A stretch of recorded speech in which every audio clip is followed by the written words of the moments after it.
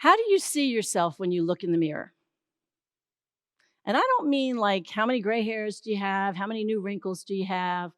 I mean, how do you really see yourself? How do you really think about yourself? As a member of the John Maxwell leadership team, one of the things that we talk about are the 15 invaluable laws of growth.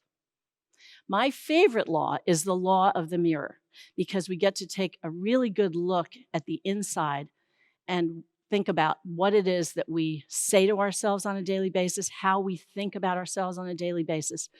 And before you think that this is one of those foo-foo talks about, hey, we got to think all positive, it's way more than that. So one of the things that we talk about in the law of the mirror is guarding your self-talk. So by that I mean, what are you saying to yourself on a regular basis? It really does make a difference. You know, I read a statistic that by the time you're 17 years old, you have heard, no, you can't, 150,000 times. By the same token, you've heard, yes, you can do it, only 5,000 times. So that's 30 no's for every yes.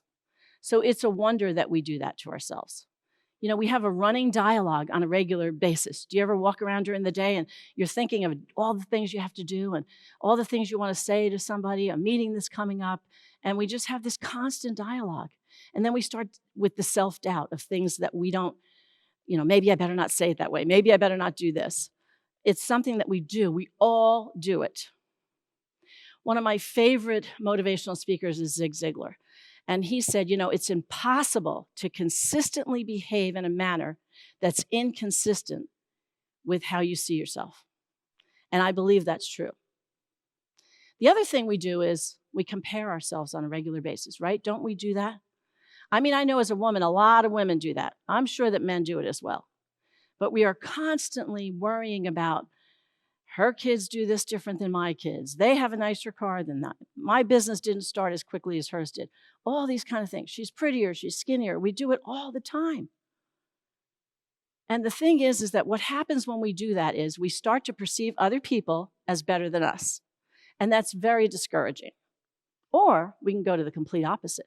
And we can think that we're better than everybody else. And then we become proud. So neither one of those things are good. And they're not going to help us to grow. So we need to stop comparing ourselves.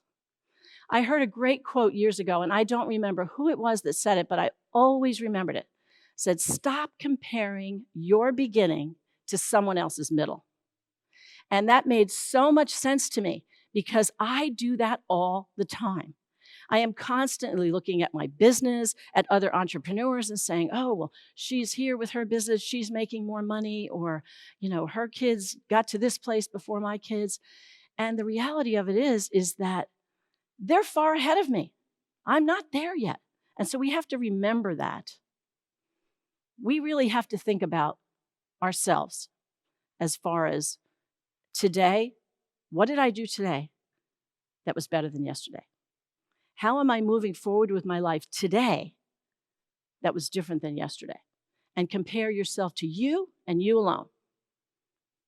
The other thing is we have to move beyond our limiting beliefs. So we think that we can only do so much, or we can only go so far. Well, God has gifted all of us with talents and all kinds of things that are different than our neighbor. And we have to stop limiting ourselves because He believes in us and we need to believe in ourselves.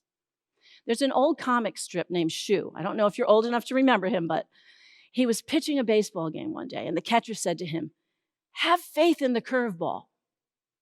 And he put his hand on his hip and he said, well, that's easy for you to say. But when it comes to believing in myself, I'm an agnostic. Now, that's pretty funny and far-fetched, right? But how many of us walk around as an agnostic every day, not believing that we're good enough to do what God has called us to do?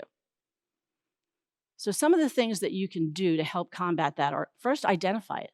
Identify what is it that's holding me back. Determine how it limits you. What is it that keeps you from doing what you want to do? Then decide what you want, and then create a turnaround statement. I read a book recently by John Acuff called Soundtracks. It's a wonderful book. I highly recommend it. In there, he talks about how we have these soundtracks in our head every single day. And most of the time, they're not good. And we need to take those soundtracks and turn them around. And after a while, they become a habit.